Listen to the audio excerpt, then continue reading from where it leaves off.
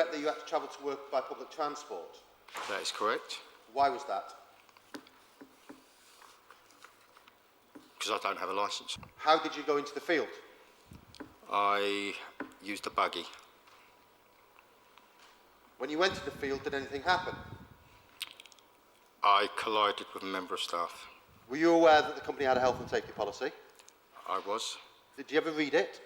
No, I knew we had one, I didn't know where it was. Had anyone told you to read it? Lisa had told me that I should read it. Had anyone checked that you'd read it? No. Mr. Woodford, would you like to come into the witness box and face some hostile questioning? From his own barrister. Mr. Woodford, if you'd like to keep your voice up, please, and answer the questions towards the judge, repeat after me. I do solemnly I do solemnly and sincerely and sincerely and truly declare and affirm and truly declare and affirm that the evidence I shall give that the evidence I shall give shall be the truth, shall be the truth, the whole truth, the whole truth, and nothing but the truth. and nothing but the truth. Thank you very much, Mr. Thank Woodford. you. Mr. Woodford, please give the court your full name, please. Christopher Woodford. And you're managing director, are you? I am. Of MR Events Limited. Yes, that's correct. One of your employees currently is Mr. Mark Roper, who we heard give evidence a moment ago. How long is he going to stay working for you, given that evidence? You can look at your watch if it goes that small. Thank you. It may be that long. How do you feel about a production manager who hasn't read his own job description and job entitlement? In a nutshell. I think to summarise it, I thought it was quite disappointing. Felt a bit gutted, to be honest. Stabbed in the back. Which shoulder blade did he go for? Both. He ran over one of your other employees, Mr. Boone. Yes. Boone went bang. Oh, God. I don't know what to say. There's a humour on the prosecution side. Were you aware that Mr. Roper didn't have a driving licence? I wasn't, no. Does he often take taxis to and from the office? I know he uses public transport a lot. I don't know. I don't really get into how he gets there and back. One of your Uber employees? Potentially. Your firm was instructed by MR Events. We've heard that you had, and to paraphrase an earlier witness, a perfect health and safety manual and risk assessment. Satisfactory, I think was the word, wasn't it? Nah, he was joking you on it. It's absolutely perfect. I've got 11% to lose. I'm going for that. To be fair though, that is why if you ever answer a question, try and answer the question with a statement rather than simply yes or no in some terms. Because if I ask the witness, is that red? And you said no. No. I would then say, well, he didn't say it wasn't yellow, did he?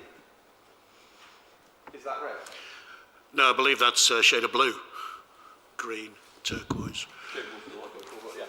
You see how you can actually answer and get your point across and move things forward and actually narrow down what the applicant can work with. Anyway, back to Duck Drinks. You took on the Duck Drinks project. Yes. You must have been quackers. I could be all afternoon, so your time and wasting. And you had this site, which is, where is the site? Anyway, you had a site set up in order to facilitate an event, is that correct? That's correct. Did you follow the perfect course of having a proper risk assessment done by an independent health and safety advisor? I did, yes. And do you trust her? I did. And do you look to her to implement that care and control over you and your employees? Yes, all the time. And are you saddened that she didn't? Extremely. You seem to also employ a security guard and security supervisor, you can read them on later, who fundamentally failed to do what they were told to do. Yes, Gavin, I'll let you lead on everything if you want. Just follow your lead, Mr. Campbell. Is that a formal objection, Mr. Campbell? No, I'm happy for Mr. Lemming to continue the way he wishes to do so. You've always seen me as a bit of a leader. Anyway, right. Want to get on that one? Sorry, I've gone way up to Mr. Woodford. Yes, so your security officers were supposed to stop people doing inappropriate things. Were you concerned, well, we've heard clearly that they did not do so? Yes, I am. What do you think the effect of that would be? I think the effect has been quite obvious. I think it's because of their lack of attention that the accident has actually occurred. Indeed, it seems to me that you put a lot of trust in those that you employed, Mr. Hughes and Mr. Greaves and Mr. King, the security supervisors, who didn't fulfil their functions. Yeah, that's correct. In what part do you think they are responsible for acting beyond that which you would envisage to have been a safe environment? We rely on them as a company. We rely on them and trust them to put those processes in place to keep everyone safe, and I just don't think they've done it. Did you at any time give Mr. Roper permission to ignore Ms. Hughes or Mr. King's directions? No. Do you give him carte blanche to do as he will? He has a certain element of responsibility and an element of creativity in designing that site, but not carte blanche, no. To just take any vehicle he feels like and go for a joyride? No. Is that something you could have foreseen would have been an event that would have occurred on this or any other day? Well, no, because there's an induction in place and there's rules in place on the site. Were you aware that he was using the vehicles, Mr. Woodford? No, not until I received a phone call to say that's what had happened. So in all the time that he had been employed by you, I think 5 years, you'd never been aware of him using a vehicle? Is that what you're saying? Not that I can recall. The way it works, I spend an awful lot of time away and in an office, and he goes and sets things up. And I just, it's quite afraid, I turn up and do a bit of a jolly and a swan on the day and keep everyone happy and shake hands and then disappear. Did you? Drink duck? Potentially. I'm going to be so careful how I say that.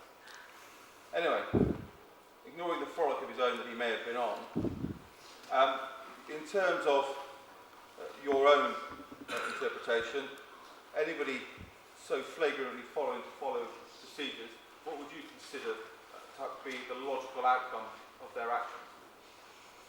Ignoring the action that happened. But I think, well, logically, the next logical move for us is we've already taken HR advice and we'll be following through the correct procedures on disciplinary process. the result of hitting Mr. Boom is that Mr. Roper might go bang. Correct. Thank you. Were there maybe some questions? Mr. Woodford, could you turn to page 47? Yes, Mr. Campbell, please take your time. Yeah. Okay, can I just check that you have there, page 47, it's headed forward. Correct? Is that your name? Yes. And that's where your signature should be as the managing director, yes? Yes. As MD, this is your health and safety manual, yes? Yes. Next page. You read this. Yes. When did you read it? I can't remember off the top of my In head. relation to the incident in February of last year, when do you recollect having read this document? Probably when it was originally written and produced, which was 6 to 7 months before the incident. So you did not refresh yourself from the contents of this document prior to each and every event you were involved in. Is that correct? That's correct.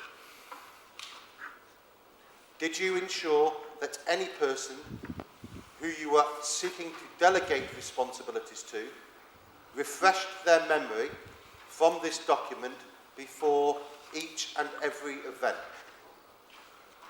No, that's why I bring Lisa in.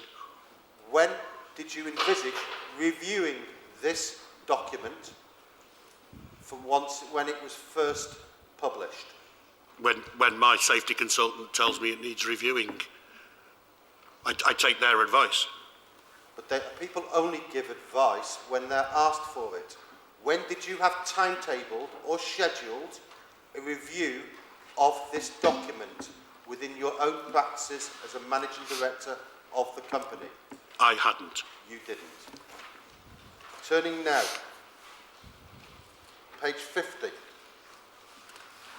paragraph 2.1, Maybe page 49, Mr. page Woodford. 49 and 50. Yep. Can you read out loud for the members of the jury paragraph 2.1? The overall implementation of the company policy is the responsibility of the Managing Director, Chris Woodford. You. Yes. The next paragraph, you seem to then say, yes, that there is a delegation of power to staff responsible for each area of activity. Do you accept that when your company makes a profit, you as the MD gain from that, personally? If you'll allow me. Well, I'm not sure they're If you'll allow me. Yes.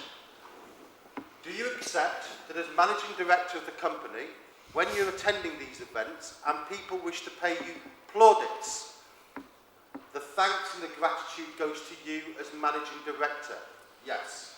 No, Correct. I'm sorry. Forgive No, me. Mr. Collett, these are Collett. Mr. Collett, these are Collett, perfectly proper move on questions. to your next dead horse. I'd say no, it's equal plaudit amongst the whole team. You accept gratitude from people when things go well, don't you? Of course I do. Do you also therefore accept responsibility when things go wrong? Yes. In relation to this matter, do you accept responsibility for the injury suffered by the individual? No. Why not?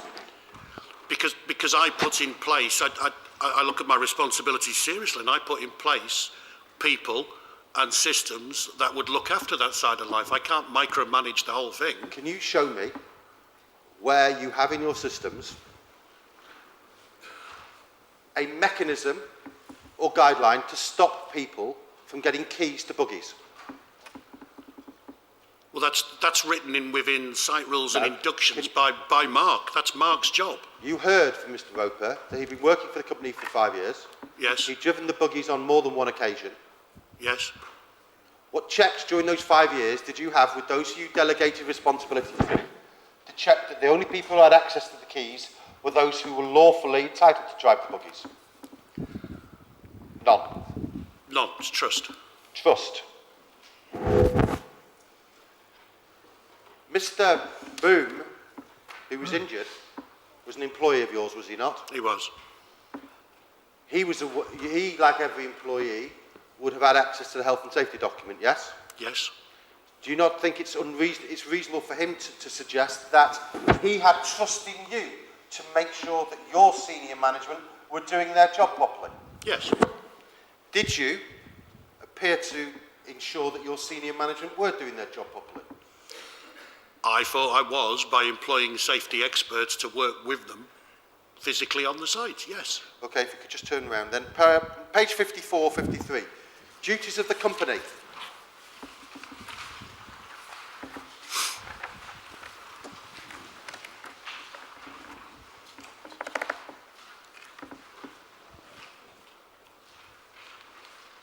Do you accept this as the duty of you, as the managing director of the company, towards your employees? Yes. And you believe that merely by giving the job to somebody else is enough? I don't think it was merely that there's a process there, not only in time and an awful lot of money to Lisa, to make sure that there's a competent person there who can assist me in that. I've employed an expert to look after it for me because I'm not an expert. You were on the site on that day, weren't you? No. You avoided talking to anyone from the health and safety executive that day, didn't you? No. You tried to avoid the investigation and your responsibility, and you passed it to other people, didn't you? No, I didn't. Mr. Basharat contacted me, and I willingly went along and was interviewed by him. And as I said there, I didn't feel I'd done anything wrong. Let's turn to your interview and let's see what you actually say. Yes? Yes. Page 76 or 75.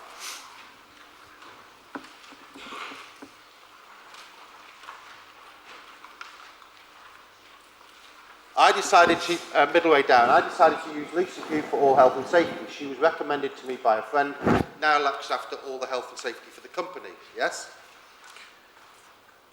How do you see that when you also admit that your company policy, the ultimate responsibility for implementation is yours in your own policy?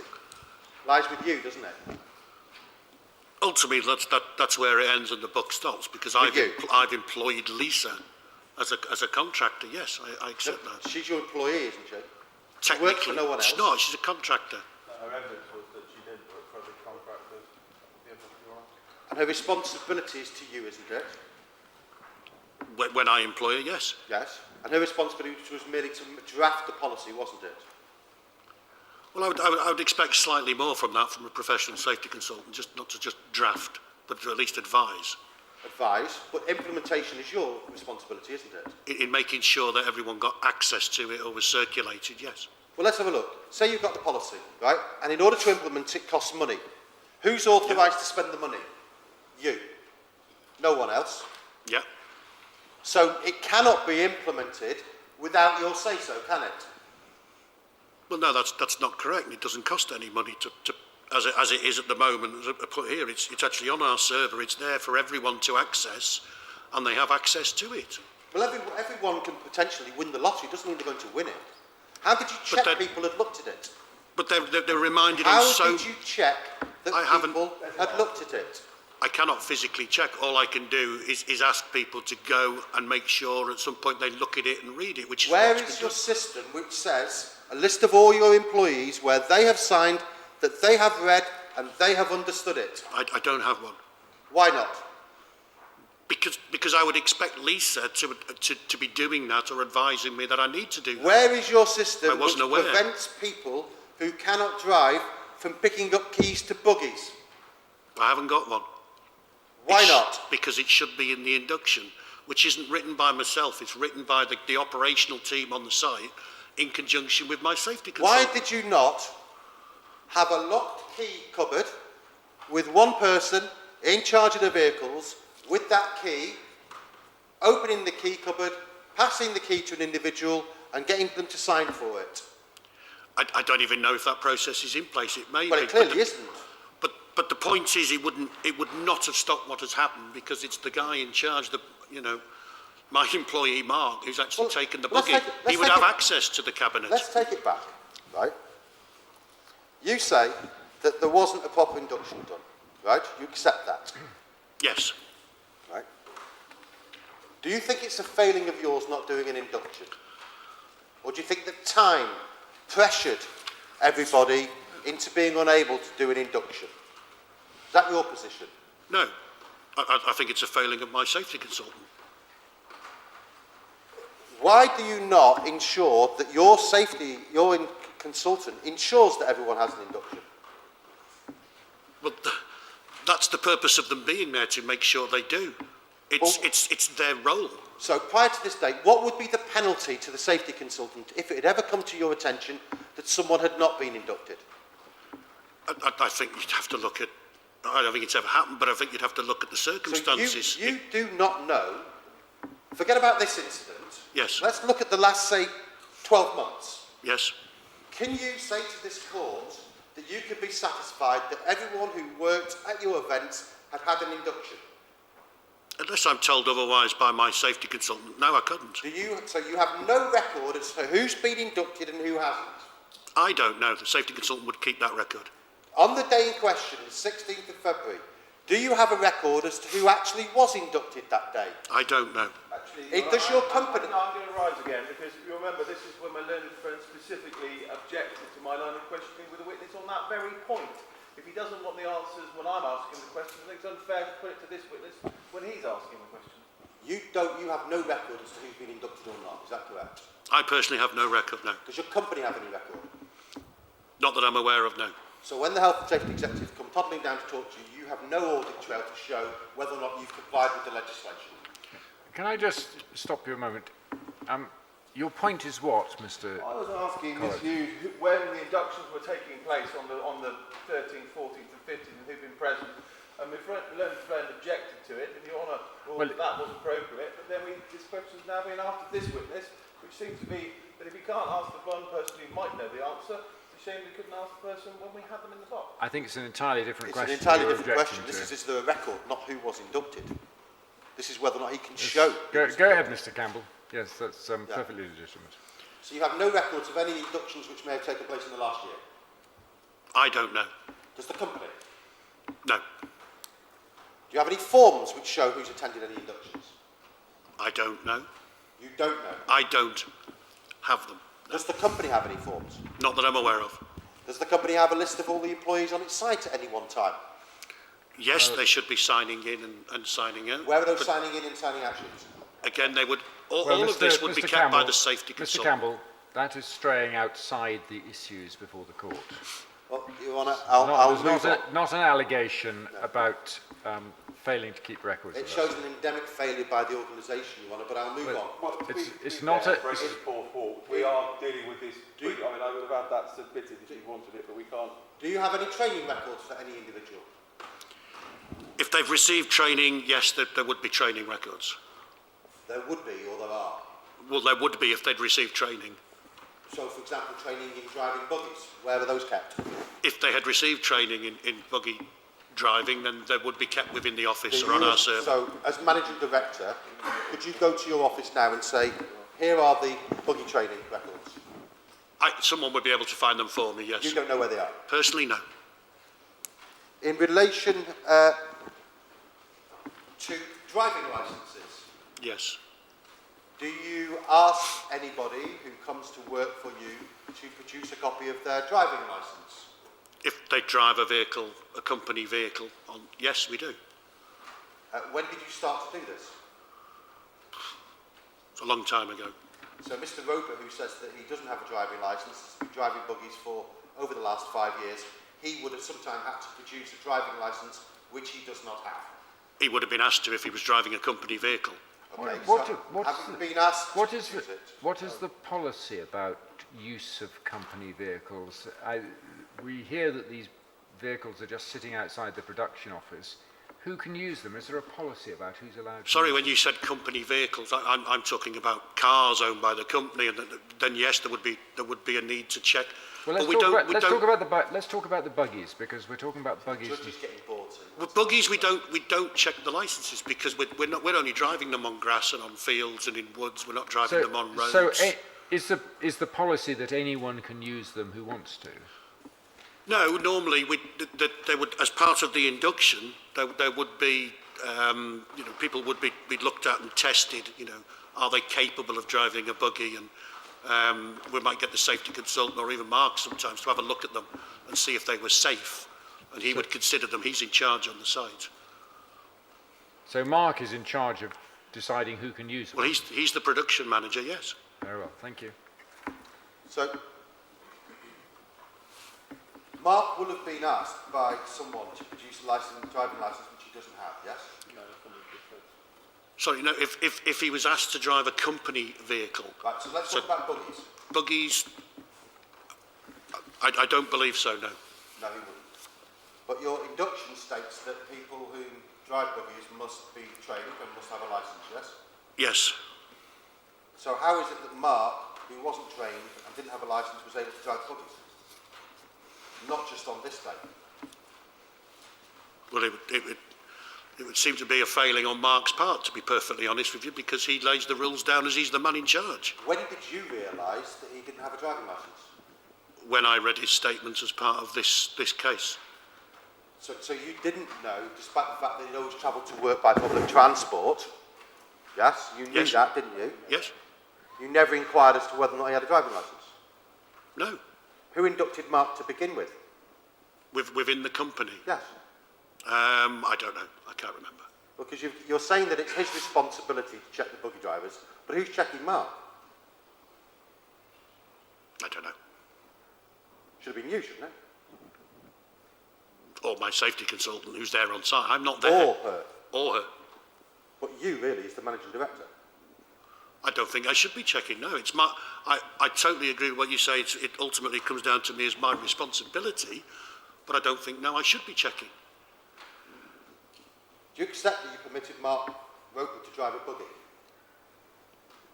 I didn't permit him to do anything. He's a manager of vast years of experience and knowledge who makes those decisions himself. Should have been permitted to drive a buggy with hindsight. In hindsight, knowing what I know now, no.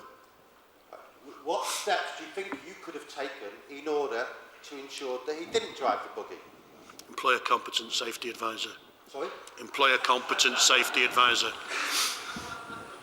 There's a few here for hire. Be looking later.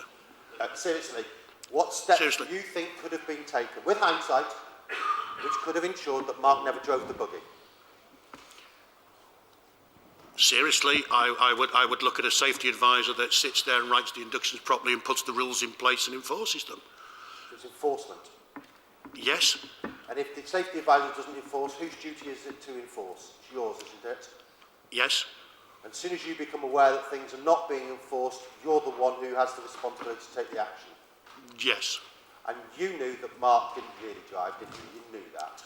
I knew afterwards when I'd received the phone You call. knew before, didn't you? No, You knew that Mark shouldn't have been driving buggies, is that correct? I didn't then know. You knew the inductions weren't always taking place. No, So you never reviewed any of your systems to see it was all being done as envisaged by the health and safety consultants. I employed someone to carry out that role and No, that you task. employed someone to draft something and then you come to this court today relying upon a piece of paper which you've taken no notice of whatsoever. That's the reality, isn't it? It's not, no. You know that it would have been reasonably practical for you to have systems in place to ensure that keys are only given to people who have been inducted and can properly and safely drive buggies. That's correct. Something as simple as a key, yes? Yeah, that would make sense. Yes. Reasonably practical, isn't it? You know that if people have slipped through the net, it would have been very easy by having a list and checking them against staff to see who'd been inducted and who hadn't. That would have been easy, wouldn't it? Yes, And you didn't do it, did you? no, Mark didn't do it. It's not that I didn't do it. And it'd be very easy for you to have a list of all your employees and a list of where they've been trained and who hasn't been trained, wouldn't it? Yes, And it would have been very easy for you not to micromanage the company, but say for speaking sakes, once every 6 weeks, just to have had a meeting to check that everything was still going as you'd hoped. That would have been easy, wouldn't it? in theory, maybe not in reality. And it would have been very easy after every time you've done an event to have a debrief, to see what went wrong, what went right, what was practical and what was impractical. You didn't have a debrief, did you?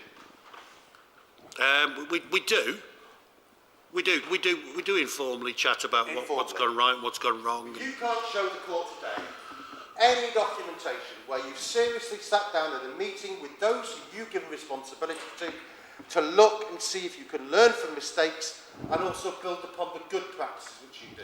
That's correct, isn't it? Yes. Because you actually turn a blind eye to what goes on and abdicated your responsibility to your employees, didn't you? No, that's not true at all. If I turned That's a blind all right. eye, I wouldn't employ a safety consultant. Can I just ask you one question before Mr. Collett asks you any questions? Could I ask you to have a look at page 82 in the bundle, please?